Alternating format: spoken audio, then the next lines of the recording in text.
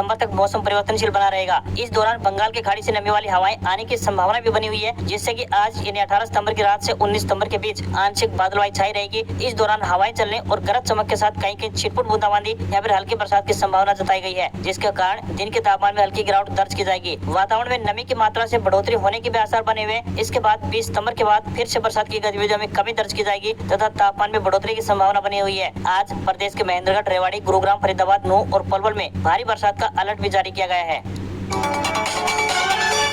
राष्ट्रीय विज्ञान केंद्र नई दिल्ली द्वारा कार्यालय सहायक के पदों पर भर्ती के लिए आवेदन मांगे गए हैं। जो भी उम्मीदवार इन पदों पर आवेदन भेजने के इच्छुक हैं, वे ऑफलाइन माध्यम से अपने आवेदन भेज सकते हैं। महिला व पुरुष दोनों वर्गों के उम्मीदवार इसके लिए अप्लाई कर पाएंगे। आवेदन करने की आखिरी तारीख 24 सितंबर 2024 है। इन पदों के लिए उम्मीदवार 12वीं पास होने चाहिए तथा कंप्यूटर पर अंग्रेजी टाइप में 35 या हिंदी टाइप में 30 शब्द प्रति मिनट की गति होनी चाहिए। आवेदकों को आवेदन शुल्क का भुगतान 885 रुपए के बैंक ड्राफ्ट के जरिए करने होगा, जो कि national science centre new Delhi के पक्ष में देय होगा। SC, ST, दिव्यांग तथा महिला आवेदकों व भूतपूर्व सैनिकों को शुल्क भुगतान में छूट रहेगी। न्यूनतम आयु 18 वर्ष और अधिकतम आयु 25 वर्ष तय की गई है। भारतीय मानक ब्यूरो में 300 से ज्यादा पदों पर भर्ती निकली है। इन पदों के लिए उम्मीदवार ऑफिशियल वेबसाइट bis.gov.in पर जाकर अप्लाई कर पाएंगे। इन वैकेंसी के तहत assistant director, personal assistant, assistant section officer, stenographer, senior secretariat assistant सहित कई पद भरे जाएंगे। एजुकेशनल क्वालिफिकेशन की बात करें तो पद के अनुसार 10वीं, CA, MBA, MA, PG, graduation की डिग्री होनी चाहिए। आयु सीमा 27 वर्ष से लेकर 35 वर्ष के बीच होनी चाहिए। सैलरी की बात करें तो पद के अनुसार 56,100 रुपए से लेकर 1,73,500 रुपए प्रति माह मिलेगी। ऑफिशियल वेबसाइट bis.gov.in पर जाकर कैंडिडेट इसके लिए अप्लाई कर पाएंगे। हरियाणा में 5 अक्टूबर को विधानसभा चुनाव के लिए होने वाले मतदान को स्वतंत्र, निष्पक्ष तथा शांतिपूर्ण तरीके से संपन्न करवाने को लेकर हरियाणा पुलिस के 29,000 से अधिक पुलिस कर्मियों तथा पैरामिलिट्री फोर्स की 225 कंपनियों की तैनाती की जाएगी। पैरामिलिट्री की 70 कंपनियों को प्रदेश के अलग अलग क्षेत्रों में पहले से ही तैनात किया जा चुका है। प्रदेश में आदर्श आचार संहिता का अनुपालन सुनिश्चित करने के साथ साथ चप्पे चप्पे पर पुलिस द्वारा कड़ी नजर रखी जा रही है। 5 अक्टूबर को प्रदेश में मतदान के लिए कुल मिलाकर 10,495 मतदान स्थलों पर कुल 20,629 मतदान केंद्र स्थापित किए गए हैं, जिन पर पर्याप्त मात्रा में पुलिस बल तैनात रहेगा। इसके अलावा 3,460 मतदान केंद्रों को संवेदनशील यानी क्रिटिकल माना गया है। इन मतदान केंद्रों पर अतिरिक्त पुलिस बल तैनात किया जाएगा। इन बूथों पर सुरक्षा के इंतजाम चाक चौबंद रहेंगे। हरियाणा में विधानसभा चुनाव को लेकर बीजेपी, कांग्रेस ने अपने अपने घोषणा पत्र तैयार कर लिए हैं। बीजेपी आज अपना संकल्प पत्र जारी कर सकती है। बीजेपी घोषणा पत्र को रोहतक स्थित पार्टी के स्टेट ऑफिस से जारी किया जा सकता है। भाजपा पिछले 10 साल से सत्ता में है, इसलिए वे कराए गए विकास और मेरिट पर नौकरियों के दम पर वोट मांग रही है। इसके अलावा पार्टी युवा, महिलाओं, किसानों के साथ साथ व्यापारियों, मजदूरों और पिछड़ों को साधने की भी तैयारी में है। 1,80,000 से कम आय वाले लोगों के लिए घोषणा पत्र में कई बड़े वादे हो सकते हैं। वहीं कांग्रेस की बात करें तो कांग्रेस ने भी अपना चुनावी घोषणा पत्र तैयार कर लिया है। खबरों की माने तो कांग्रेस के नेता राहुल गांधी और अन्य दिग्गज नेता आज नई दिल्ली से घोषणा पत्र जारी करेंगे। पहले चरण में 15 गारंटियां बुधवार यानी आज जारी की जा सकती हैं। दूसरे चरण में बाकी का चुनाव घोषणा पत्र भी जारी होगा। कांग्रेस की सरकार बनने पर 2 लाख खाली सरकारी पदों पर पक्की भर्तियां, पुरानी पेंशन स्कीम का लाभ, बुढ़ापा पेंशन 6,000 रुपए, किसानों को MSP और सर्वाधिक भाव की गारंटी देने की भी गारंटी दी जाएगी। साथ ही 300 यूनिट मुफ्त बिजली, ऑनलाइन पोर्टल बंद करने की घोषणा भी शामिल है। सफाई कर्मचारियों, ग्रामीण चौकीदारों और मनरेगा के कर्मचारियों को पक्का करने का वादा भी कांग्रेस कर सकती है। हरियाणा बीजेपी में CM पद के लिए घमासान मचा हुआ है। अनिल विज के बाद अब केंद्र सरकार में राज्य मंत्री राव इंद्रजीत सिंह ने एक बार फिर से मुख्यमंत्री बनने का अपना दावा ठोका। राव इंद्रजीत ने कहा कि गांव में एक कहावत है कि 12 साल में तो कुर्डी के भाग भी जाग जाते हैं। 10 साल तक हमने बीजेपी की सरकार बनाई, हम कुर्डी से भी गए गुजरे, यानी बुरे तो नहीं है। मतलब अब तो हो सकता है कि हमारा नंबर भी आ जाए। राव इंद्रजीत सिंह रेवाड़ी के बाहुल विधानसभा क्षेत्र में बीजेपी प्रत्याशी के समर्थन में एक चुनावी जनसभा को संबोधित करते हुए ये बात कही। इससे पहले अनिल विज ने CM बनने का दावा ठोका था और कहा था कि मैं सबसे सीनियर नेता हूँ, अपनी सीनियरिटी के दम पर मुख्यमंत्री बनने का दावा पेश करूंगा। पार्टी बनाती है या नहीं, यह उनका फैसला होगा।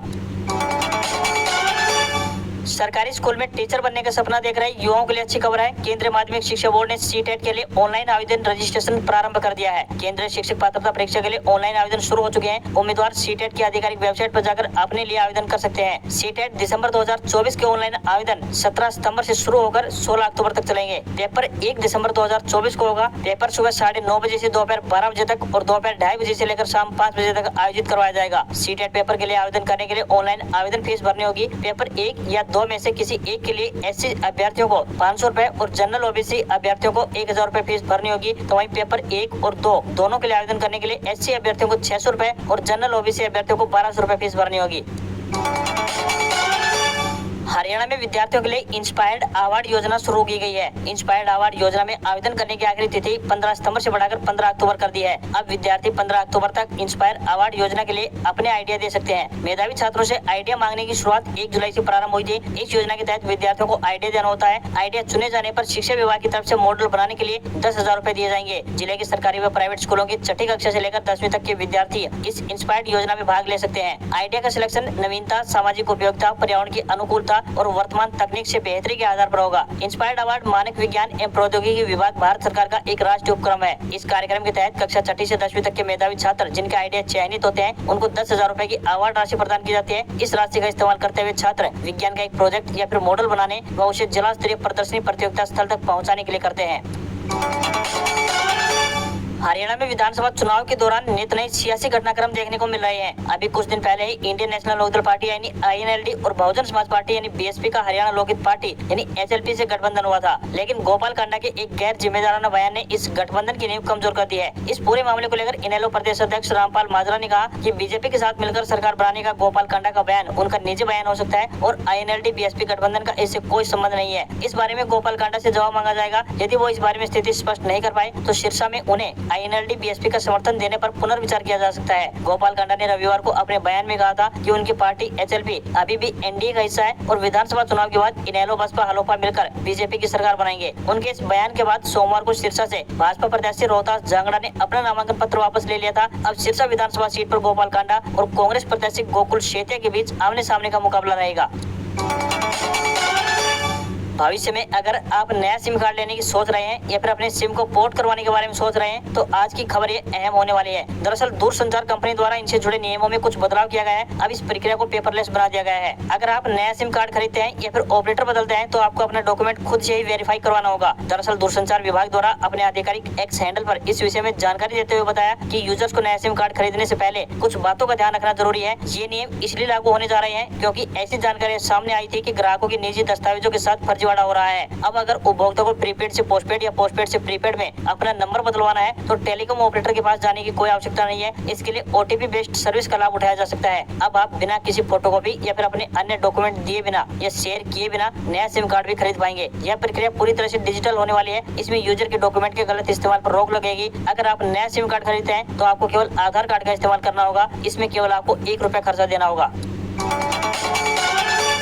आज हमें हरियाणा, राजस्थान व दिल्ली से कुछ ताजा मंडियों के भाव प्राप्त हुए हैं जो कि इस प्रकार से हैं। सबसे पहले बात करते हैं राजस्थान की राजधानी जयपुर की। तो राजस्थान की राजधानी जयपुर में सरसों का ताजा भाव 6,725 रुपए से लेकर 6,850 रुपए प्रति क्विंटल का रहा है। वहीं दिल्ली की बात करें तो सरसों का ताजा भाव 6,500 रुपए से लेकर 6,550 रुपए प्रति क्विंटल है। हरियाणा की हिसार मंडी में सरसों का ताजा भाव 6,000 रुपए प्रति क्विंटल चल रहा है। तो वहीं बरवाला मंडी में 6,151 रुपए प्रति क्विंटल, राजस्थान में अलवर मंडी में 6,550 रुपए प्रति क्विंटल और राजस्थान की खैरतल मंडी में सरसों का ताजा भाव 6,550 रुपए प्रति क्विंटल है। आदमपुर मंडी हिसार में 40.50 लैब का सरसों का ताजा भाव 6,231 रुपए प्रति क्विंटल, भुना मंडी में सरसों का ताजा भाव 5,871 रुपए प्रति क्विंटल और हरियाणा की चरखी दादरी मंडी में सरसों का ताजा भाव 6,450 रुपए से लेकर 6,500 रुपए प्रति क्विंटल का है। तो वहीं चरखी दादरी में सरसों की खल का भाव 2,675 रुपए प्रति क्विंटल का रहा। दिल्ली मंडी में गेहूं का ताजा भाव 2,840 रुपए प्रति क्विंटल, आदमपुर मंडी में गेहूं का ताजा भाव 2,525 रुपए प्रति क्विंटल, इलाहाबाद मंडी में गेहूं का भाव 2,534, नौहर मंडी में गेहूं का भाव 2,586 रुपए प्रति क्विंटल, सिरसा मंडी में गेहूं का ताजा रेट 2,550 रुपए प्रति क्विंटल और भुना मंडी में गेहूं का ताजा भाव की बात करें तो 2,650 रुपए प्रति क्विंटल का है।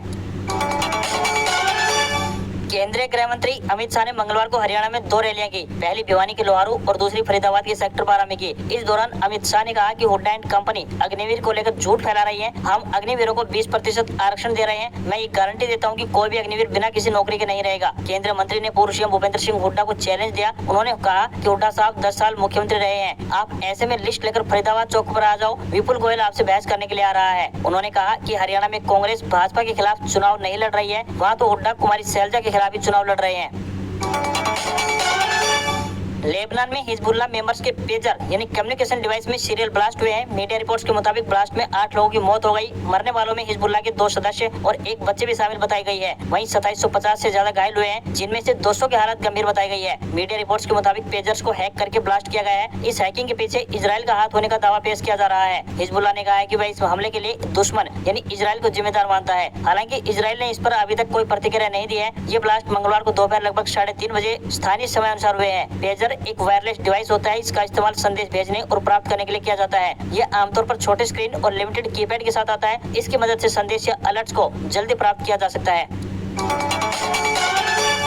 मोबाइल कंपनी वीवो सितंबर के आखिर तक भारतीय बाजार में वीवो V40 सीरीज से एक नया स्मार्टफोन वीवो V40e लॉन्च कर सकती है। कई मीडिया रिपोर्ट्स में स्मार्टफोन के इसी महीने लॉन्च होने का दावा पेश किया जा रहा है। माई स्मार्ट प्राइस के मुताबिक अपकमिंग स्मार्टफोन में हाल ही में लॉन्च स्मार्टफोन की तरह ही 80 वाट फास्ट चार्जिंग सपोर्ट के साथ 5500 mAh की बड़ी बैटरी मिल सकती है। कंपनी ने दावा किया है कि इस बैटरी कैपेसिटी के सेगमेंट में यह भारतीय मार्केट का सबसे पतला स्मार्टफोन होगा। इसके अलावा स्मार्टफोन में 4500 निट्स पीक ब्राइटनेस वाला 3D AMOLED कर्व्ड डिस्प्ले भी मिलेगा। कई लीक रिपोर्ट्स के मुताबिक स्मार्टफोन में 8GB रैम के साथ मीडियाटेक डायमेंसिटी 7300 प्रोसेसर मिलने वाला है। साथ ही वीवो V40e में भी प्रीवियस स्मार्टफोन की तरह ही जेईस टेलीफोटो पोर्ट्रेट कैमरा भी मिलेगा। जेईस कैमरे को हाई क्वालिटी वर्कमैनशिप और बेहतर लाइट इंटेंसिटी के लिए माना जाता है। इस कैमरे में स्टैंडर्ड ऑटो फोकस लेंस और मैनुअल फोकस जैसे फीचर शामिल होते हैं। स्मार्टफोन में इन डिस्प्ले फिंगरप्रिंट सेंसर और Type-C चार्जिंग पॉइंट भी दिया गया है।